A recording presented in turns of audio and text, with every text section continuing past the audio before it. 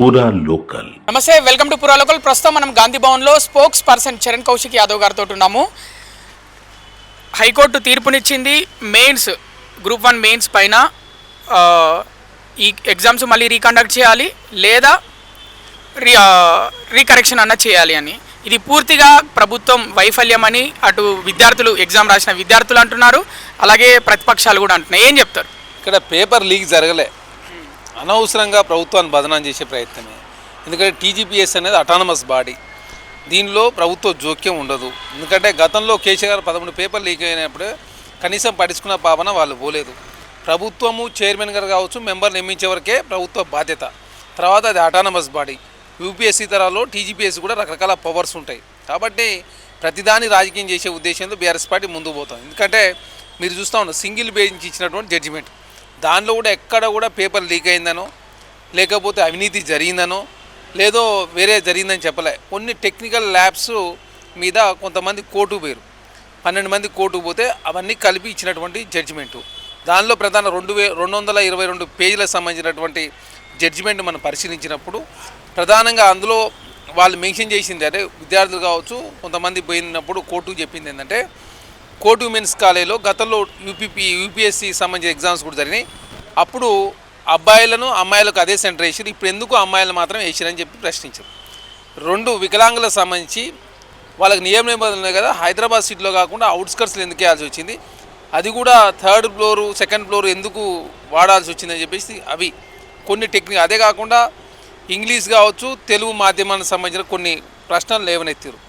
కాబట్టి ఇట్లాంటి సంబంధించిన ల్యాబ్స్ మాత్రం ఉన్నాయి తప్ప ఇక్కడ పేపర్ లీక్ అయిందనో, లేదా అవినీతి జరిగిందనో, లేకపోతే ఇంకోటి జరిగిందని చెప్పేసి చాలా స్పష్టంగా కోర్టు చెప్పలే. కోర్టు సంబంధించినటువంటి ఏదైతే ఆధారాలు కోర్టు పోయిన విద్యార్థులు చూపిరో ఆధారాల మీద మాత్రమే కోర్టు రీవాల్యుయేషన్ అని చేయండి, లేకపోతే మళ్ళీ ఎగ్జామ్ అన్న పునఃసమీక్ష అని చెప్పేసి కోర్టు చెప్పిన మాట వాస్తవం. కాబట్టి కోర్టులో ఈ అంశం ఉంది కాబట్టి దీని గురించి ఎక్కువ మాట్లాడుకోవచ్చు. అదే కాకుండా జీవోలు కావచ్చు, జియో 29 కావచ్చు, జియో 55 కావచ్చు, అవన్నీ కూడా అవి టెక్నికల్ అంశాలకు సంబంధించింది. అది కూడా టీజీపీఎస్ వాళ్ళు స్పందిస్తారు. ఇవాళ రేపు ఈరోజా రేపు అనేది వాళ్ళు రివ్యూ చేస్తూ ఉన్నారు. రివ్యూ చేసిన తర్వాత వాళ్ళకి సంబంధించినటువంటి న్యాయ నిపుణులు ఉంటారు. అదే కాకుండా నిరుద్యోగులు కావచ్చు, విద్యార్థులు నష్టం జరిగిన విధంగా మాత్రం ప్రభుత్వం ముందుకు పోతుంది. టీజీపీఎస్ అయినా ప్రభుత్వం అయినా విద్యార్థులు న్యాయం చేయడం కోసం మాత్రం కాంగ్రెస్ ప్రభుత్వం వచ్చిన తర్వాత విద్యార్థులకు సంబంధించి ఏజీ పెంచాలంటే ఏజీ పెంచారు. గ్రూప్ 1 ఒకసారి పోస్ట్పోన్ చేయాలంటే పోస్ట్పోన్ చేసిన పరిస్థితి. తర్వాత ఉద్యోగాలు పెంచి నోటిఫికేషన్ ఇచ్చిన పరిస్థితి. అదేగా గతంలో టీఆర్ఎస్ ప్రభుత్వం ఆయనలో 2 సార్లు గ్రూప్ 1 రద్దయిన మాట వాస్తవం. గ్రూప్ 3 కావచ్చు, గ్రూప్ 4 కావచ్చు, పోస్ట్పోన్ చేయాలంటే పోస్ట్పోన్ చేసింది రాష్ట్ర ప్రభుత్వం. అదే కాకుండా ఇక్కడ డిఎస్సి నిర్వహించారు, టెట్ నిర్వహించారు. 11,000 టీచర్ ఉద్యోగాలు కావచ్చు, 23,000 మంది టీచర్లకు ప్రమోషన్ ఇచ్చింది రాష్ట్ర ప్రభుత్వం. 11,000 టీచర్ ఉద్యోగాలు నింపింది. 33,000 మంది టీచర్లను ట్రాన్స్ఫర్ చేసింది రాష్ట్ర ప్రభుత్వం. ఎక్కడ కూడా చిన్న పేపర్కి సంబంధించిన లీక్ ఎక్కడ జరగలేదు, చాలా స్పష్టం. ఆనాడు బీఆర్ఎస్ ప్రభుత్వం ఆయనలో 13 పేపర్ లీక్ అయినాయి. ఇంటర్మీడియట్ వాల్యుయేషన్లో అవకతవకలు జరిగినాయి. 10th వాల్యుయేషన్లో గ్లోబరీ సంస్థకి ఇచ్చి పెద్ద ఎత్తున విద్యార్థి సావులకు కూడా ఆనాడు బీఆర్ఎస్ ప్రభుత్వం కారణమైంది. దాని మీద ఏనాడు మాట్లాడిన పరిస్థితిలో బీఆర్ఎస్ పార్టీ ఉన్నది. ఇప్పుడు కాంగ్రెస్ ప్రభుత్వం సిద్ధశుద్ధితో ముందుకు పోతా ఉంది. ఎక్కడ రాజకీయ పైరవులు తావు లేకుండా విద్యార్థులకు కావచ్చు, నిరుద్యోగులు నష్టం జరిగే పనులు కాంగ్రెస్ ప్రభుత్వం చేయడం లేదని చాలా స్పష్టం. నోటిఫికేషన్ల మీద నోటిఫికేషన్లు పడుతూనే ఉంటాయి. ఎవరైతే విద్యార్థులు ప్రిపేర్ అవుతున్నారో వాళ్ళు రెడీగా ఉండాలని ముఖ్యమంత్రి కొన్ని నెలల క్రితం చెప్పడం జరిగింది. అటు విద్యుత్ ఫీల్డ్లో కూడా సంబంధించి ఒక 5,000 ఉద్యోగాల వరకునే వాటికి సంబంధించి నోటిఫికేషన్లు పడతాయి. ఇంకా చాలా ఫీల్డ్కి సంబంధించి నోటిఫికేషన్లు పడట్లేదని విద్యార్థులు ఆందోళన చేసిన పరిస్థితి. ఇక్కడ ప్రధానంగా అర్థం చేసుకోవాల్సింది ఏంటంటే, 10 సంవత్సరాల కాలంలో కేసీఆర్ ఉద్యోగాలు వేయలేదు.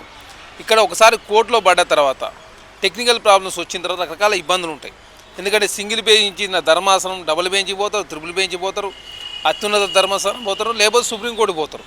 అదే కాకుండా ఇక్కడ టెక్నికల్ ల్యాబ్స్ ఉంటాయి, రోస్టర్ విధానం ఉంటుంది. తర్వాత టీజీపీఎస్సీ తీసుకొచ్చిన జీవోల మీద కూడా కొంత కాంట్రవర్సీ అయ్యే అవకాశం ఉంటుంది. ఇక్కడ రకరకాల ఫ్యాక్టర్స్ ఉంటాయి కాబట్టి దానిలో భాగంగా లేట్ అవుతుంది. అదే కాకుండా జాబ్ క్యాలెండర్ ప్రకటిస్తామని చెప్పి ప్రభుత్వం ప్రకటించింది. ప్రిలిమినరీ దశలో జాబ్ క్యాలెండర్ రిలీజ్ చేసినప్పటికీ కూడా గతంలో వేసిన నోటిఫికేషన్ కూడా పూర్తయితే తప్ప ఆ జాబ్ క్యాలెండరు అదేవిధంగా కంటిన్యూషన్ ఉండే పరిస్థితి లేదు. కాబట్టి గ్రూప్ 1 తేలిన తర్వాతనే మరొకసారి జాబ్ క్యాలెండర్ ప్రకటించుకోవాల్సిందే. ఒకసారి ఇది అంతా సిస్టమ్ సెట్ అయితే యూపీపీఎస్సీ తరాలనే తెలంగాణలో టీజీపీఎస్ కూడా పనిచేయబోతోంది. కాబట్టి అనవసరంగా దీని మీద రాజకీయం చేద్దామని చెప్పి కాంగ్రెస్ పార్టీ కోరుతా ఉంది. అందుకే కాంగ్రెస్ పార్టీగా ఎవరు స్పందించలేదు. విద్యార్థులకు నిరుద్యోగులకు నష్టమే పనులు కాంగ్రెస్ ప్రభుత్వం చేయదనేది చాలా స్పష్టం. టీజీపీఎస్ ఉన్న ప్రభుత్వం ఉన్న విద్యార్థులకు నిరుద్యోగులు మేలు చేసే ప్రయత్నంలో భాగంగా ప్రభుత్వం ముందుకు పోతా ఉంది. గతంలో నిరుద్యోగులకు సంబంధించి సెక్రటరీ లోపల డిప్యూటీ సీఎం గారు బట్టి విక్రమార్క గారి నేతృత్వంలో నిరుద్యోగులతో కూడా బట్టి విక్రమార్క గారితో చర్చలు చేసిన తర్వాత చాలా ఎగ్జామ్స్ పోస్ట్పోన్ చేసిరు, ఏజ్ పెంచిన పరిస్థితి. అదే కాకుండా ఎగ్జామ్స్ సంబంధించి ఒక్కొక్కటి అంటే గ్యాప్ ఉండాలని చెప్పి మాట్లాడిన సందర్భం. కాబట్టి అన్ని విషయాల విషయంలో కాంగ్రెస్ ప్రభుత్వం ఎప్పుడు కూడా నిరుద్యోగుల పక్షపాతిగా మాత్రం వ్యవహరిస్తూ ఉంది తప్ప కాంగ్రెస్ ప్రభుత్వానికి కానీ పార్టీకి కానీ రాజకీయం చేసే ఉద్దేశంలో అనవసరంగా రాజకీయం చేసే ప్రయత్నంలో BRS party Bharatiya Janata party ముందుకు పోతుంది. ఇక యూరియా కొరత ఉంది తెలంగాణ రాష్ట్రంలో, పూర్తిగా ఇది ప్రభుత్వ వైఫల్యమే. ఇక బీజేపీ రాష్ట్ర అధ్యక్షుడు రామచంద్రరావు మీడియా ముఖంగా చెప్పడం జరిగింది, మీ కాంగ్రెస్ పార్టీ ముఖ్య నాయకులే యూరియా బస్తాలు ఎత్తుకపోతున్నారని చెప్పడం జరిగింది. దొంగలు పడి 6 నెలలు కుక్కలు మురినాయంట.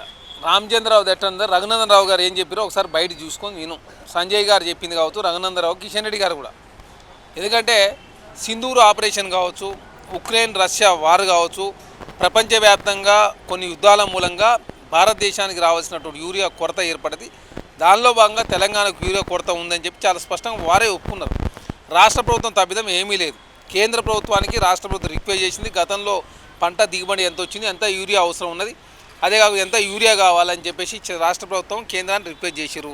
అదే కాకుండా ఏదైతే అదేవిధంగా ఎరువుల శాఖ మంత్రి కేంద్ర నడ్డా గారికి కూడా ముఖ్యమంత్రి గారు కావచ్చు, మంత్రులు తుమ్మల నాగేశ్వరరావు కావచ్చు, వాళ్ళంతా రిక్వెస్ట్ చేసిరు. రామగుండం ఎరువుల ఫ్యాక్టరీ సంబంధించి 45 రోజులు మాత్రం సంవత్సర కాలంలో పనిచేస్తూ ఉందని చెప్పేసి ఏకంగా తుమ్మల నాగేశ్వరరావు గారు విజిట్ చేసి అధికారులతో సమీక్ష సమావేశం నిర్వహించింది. రాష్ట్ర ప్రభుత్వం వైఫల్యం లేదు, కేంద్ర ప్రభుత్వం వైఫల్యం ఉంది. కాకపోతే సింధూరు ఆపరేషన్ కావచ్చు, ప్రపంచవ్యాప్తంగా వస్తున్న మార్పులాదంగా కేంద్రాన్ని కూడా ఏమనలేని పరిస్థితిలో కాంగ్రెస్ ప్రభుత్వం ఉంటే అనవసరంగా రామచంద్రరావు గారు అవగాహన లేకుండా కాంగ్రెస్ ప్రభుత్వాన్ని విమర్శించాలనే ఒక ఏకైక లక్ష్యంతో వారు ముందుకు పోతాం కనపడతాం.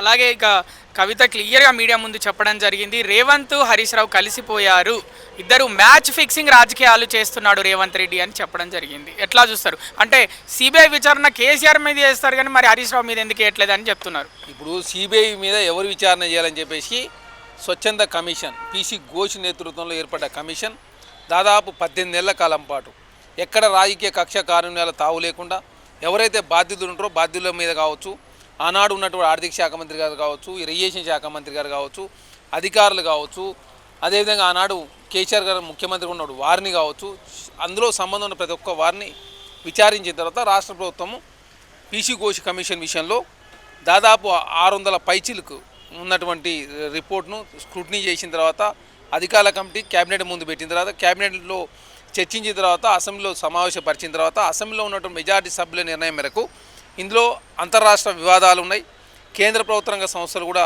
ఉన్నాయి. కాబట్టి దీన్ని సిబిఐ ట్రాన్స్ఫర్ చేయాలని సిబిఐ ట్రాన్స్ఫర్ చేశారు.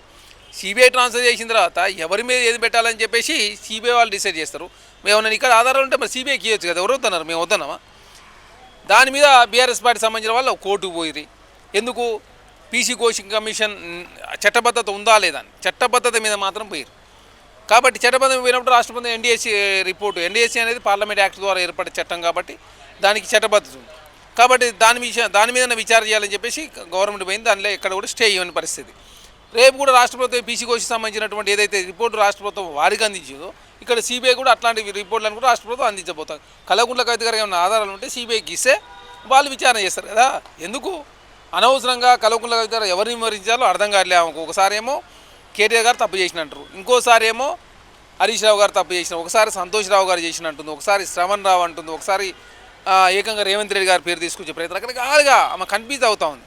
కాబట్టి కన్ఫ్యూజ్లో రాజీనామా చేసిన కనపడతా ఉంది. ఎమ్మటే తెల్లారిపోయి కౌన్సిల్ చైర్మన్ గుత్త సుఖేగాలు ఇస్తున్నది, మరి ఇంతవరకు అలవలేదు, మరి ఏమైందో తెలియని పరిస్థితి. ఆమె మానసిక పరిస్థితి కొంత ఆందోళనకరంగా ఉన్నట్టుగా కనపడతా ఉంది. కాబట్టి అనవసరంగా కాంగ్రెస్ ప్రభుత్వాన్ని ముఖ్యమంత్రి గారు బదనాం చేసే ఉద్దేశంలో కల్వకుంట్ల కవిత గారు పోతుంది. నేను నీ దగ్గర ఆధారాలు ఉంటే పోటీ వ్యవహారానికి సంబంధించి సిట్టు విచారణ సిట్టికి ఇవ్వచ్చు, లేపు కాళేశ్వరం సంబంధించి ఆధారాలు ఉంటే సిబిఐకి ఇవ్వచ్చు, అదే కాకుండా కార్ రేసింగ్ వ్యవహారానికి సంబంధించి ఏమైనా ఆధారాలు ఉంటే ఏసీబీకి ఇవ్వచ్చు కదా. గొర్రెల స్కామ్లు ఏమైనా ఉంటే ఏసీబీకి ఇస్తే విచారణ చేస్తే ప్రభుత్వం సిద్ధంగా ఉంది కదా. కాబట్టి కాళేశ్వరంలో అవినీతి జరిగిందని చాలా స్పష్టంగా వారే చెప్పారు. సంతోష్ రావు గారు కావచ్చు, అదే హరీష్ రావు గారు కాళేశ్వరంలో అవినీతి పాల్పడ్డాడు. అదేవిధంగా గ్రీన్ ఇండియా ఛాలెంజ్లో సంతోష్ రావు గారు ఇసుక దందా చేసినా చాలా స్పష్టంగా చెప్పింది. కాబట్టి ఇవన్నీ సంబంధించి ఆధారాలు ఉంటే ప్రభుత్వానికి కానీ లేకపోతే విచారణ సంస్థలకు కానీ సిబిఐకి ఇస్తే విచారణ చేస్తారు కదా. అనవసరంగా కాంగ్రెస్ ప్రభుత్వాన్ని బదనం చేసే ప్రయత్నం కల్వకుంట్ల కవిత గారు కావచ్చు, బీఆర్ఎస్ పార్టీ కావచ్చు, ఏం మాట్లాడాలో అర్థం కాక వాళ్ళ కుటుంబ కలహాలని కూడా తెలంగాణ ప్రభుత్వానికి, కాంగ్రెస్ పార్టీకి, తెలంగాణ సమాజానికి రుద్దే ప్రయత్నం వారు చేస్తున్నారు. పంపకాల్లో తేడా మూలంగా కల్వకుంట్ల కుటుంబం చిన్నాభిన్నమైన మాట వాస్తవం తెలంగాణ సమాజంతో కూడా గమనిస్తూ ఉన్నారు. ఓట్చోర్ గద్దీచోర్ అనే ఒక ఈ విషయాన్ని అక్కడి నుంచి ఢిల్లీ నుంచి గల్లీ దాకా కాంగ్రెస్ పార్టీ ముందుకు తీసుకెళ్తుంది. కానీ ఇవి ఆరోపణలు మాత్రమే, ఆధారాలు ఏం లేవని బీజేపీ వాళ్ళు అంటున్న పరిస్థితి. ఇప్పుడు ఆధారాలు ఎందుకు లేవు? మీరు చూస్తూ ఉన్నారు, మహారాష్ట్రలో పార్లమెంట్ ఎలక్షన్ తర్వాత లోకల్ ఎలక్షన్ జరిగితే 1 కోటి ఓట్లు పెరిగినాయి. అదే కాకుండా ఉదయ్ కుమార్ అనే ఒక వ్యక్తి కర్ణాటకలో ఓటేషన్, మహారాష్ట్రలో ఓటేషన్, బీహార్లో కూడా ఓటు నమోదు చేసుకున్నాడు.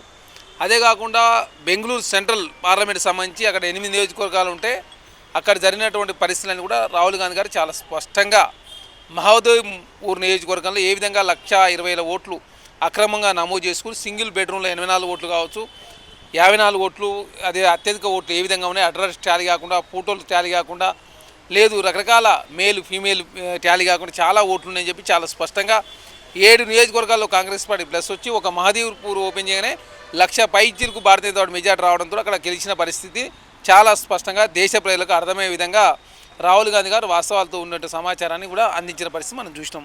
ఎలక్షన్ కమిషన్ దానికి ఏం సమాధానం చెప్పాలని అర్థం కాక వాళ్ళు సమాధానం చెప్పకుండా కాంగ్రెస్ పార్టీని, అదేవిధంగా రాహుల్ గాంధీ గారిని ఏకంగా నోటీస్ ఇచ్చే ప్రయత్నం ఎలక్షన్ కమిషన్ చేసింది. బీహార్లో 63 లక్షల ఓట్లు తొలగించారు.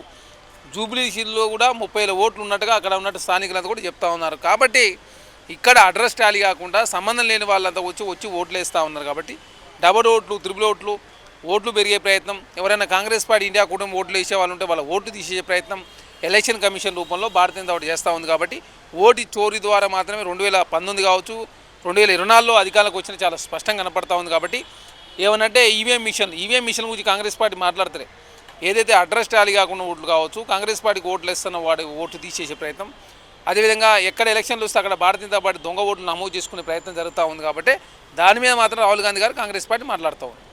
అలా అయితే మరి వాళ్ళు తెలంగాణలో 8 ఎంపీ సీట్లు బీజేపీకి, 8 ఎంపీ సీట్లు కాంగ్రెస్కి వచ్చినాయి. కావాలనుకుంటే మేము ఉన్న ఎంపీ సీట్లు ఎన్ని ఉన్నాయని మేము గెలుచుకోవచ్చు కదా, ఇవి తప్పుడు ఆరోపణలు కాకపోతే ఇంకేంటి అంటున్న పరిస్థితి. ఇక్కడ అర్థం చేసుకోవాల్సింది ఏంటంటే, ఇక్కడ ఈవీఎంలు మేనేజ్ చేసిరని చెప్పి కాంగ్రెస్ పార్టీ అంటలేదు. ఇక్కడ దేశ ప్రజల్ని, రాష్ట్ర ప్రజలు తప్పుదారి పడిచే ప్రయత్నం భారతీయ జనతా పార్టీ చేస్తూ ఉంది. ఇక్కడ ఈవీఎంలు తప్పు ఉంది, ఈవీఎంల ద్వారా మాత్రమే భారతీయ జనతా ఓటు పడితే అంటలేము. ఇక్కడ ప్రధానంగా ఏంటంటే, ఎవరైతే కాంగ్రెస్ పార్టీకి ఓటు వేస్తారో, ఇండియా కూటమికి ఓటు వేస్తారో వాళ్ళ సంబంధించిన ఓటు తొలగించి పక్క రాష్ట్రాల్లో ఉన్నటువంటి కావచ్చు, పక్క ప్రాంతాల్లో ఉన్న వాళ్ళు ఓటు నమోదు చేయించి ఏకంగా భారతీయ జనతా లాభం జరిగే విధంగా వారు చేసుకుంటారు. దానిలో భాగంగా మహారాష్ట్రలో 1 కోటి ఓట్లు ఎట్లా పెరుగుతాయి? లోక్సభకు అసెంబ్లీ ఎలక్షన్ల మధ్య ఉన్నటువంటి వ్యత్యాసం 1 కోటి ఓట్లు, ఎంపీ ఎలక్షన్ల తర్వాత 1 కోటి ఓట్లు మహారాష్ట్ర మీద. ఇప్పుడు బీహార్లో 63 లక్షల ఓట్లు తొలగించారు. ఎందుకు తొలగించారు అంటే ఇండియా కూటమి కావచ్చు, ఆర్జేడీకి ఓటు వేసే వాళ్ళందరూ ఓటు తొలగించే ప్రయత్నం. కాబట్టి దేశవ్యాప్తంగా భారతీయ ఎలక్షన్ కమిషన్ అడ్డు పెట్టుకొని ప్రధానంగా ఎలక్షన్ కమిషన్ మేనేజ్ చేస్తూ అక్రమంగా ఓట్లు నమోదు చేసుకుని ఆ అక్రమంగా నమోదు చేసుకున్న ఓట్లను భారతీయ జనతా పార్టీకి ఓట్లు వేపిస్తూనే ఆరోపణ. దాని మీదనే కాంగ్రెస్ పార్టీ పోరాటం చేస్తూ ఉంది. ఆల్రెడీ సుప్రీంకోర్టు కూడా స్పందించిన పరిస్థితి మనం చూసినాం. కాబట్టి ఖచ్చితంగా భవిష్యత్తులో ఇట్లాంటి సంఘటన జరగకుండా చూసుకోవాల్సిన బాధ్యత భారతీయ పౌరులుగా, భారతీయ సమాజం అంతా కూడా మేల్కొనాల్సిన అవసరం. ఎందుకంటే భారతీయ జనతా పార్టీ ఓటు చోరీకి బలపడతా ఉంది. ఓట్లు వేసిన వాళ్ళ యొక్క గౌరవం కూడా కాపాడే ఉద్దేశంతో భారతీయ జనతా ముందుకు పోవట్లేదు. ఆనాడు ఓటు హక్కు ఇచ్చేటప్పుడు అంబేద్కర్ గారు ప్రధానంగా చాలామంది ఆ కమిటీలో ఉన్నటువంటి సభ్యులంతా కూడా చదువుకున్న వారికే ఓటు హక్కు ఇవ్వాలని, 10th క్లాసు, లేకపోతే ఆస్తి ఉన్న వాళ్ళకే ఓటు హక్కు ఇవ్వాలని, లేకపోతే పన్నులు కట్టే వారికే ఓటు హక్కు ఇవ్వాలని, ఇట్లా రకరకాల నిబంధనలు పెడితే అంబేద్కర్ గారు ఈ దేశంలో పుట్టిన ప్రతి ఒక్క వ్యక్తి చదువుకున్న, ట్యాక్స్ కట్టినా కట్టకున్నా, ఆడ మగ అనే తేడా లేకుండా అందరికీ ఒక ఓటు హక్కు ఇచ్చింది. కాబట్టి ఆ హక్కును కాపాడే ప్రయత్నంలో కాంగ్రెస్ ప్రభుత్వం ముందుకు పోతూ ఉంది.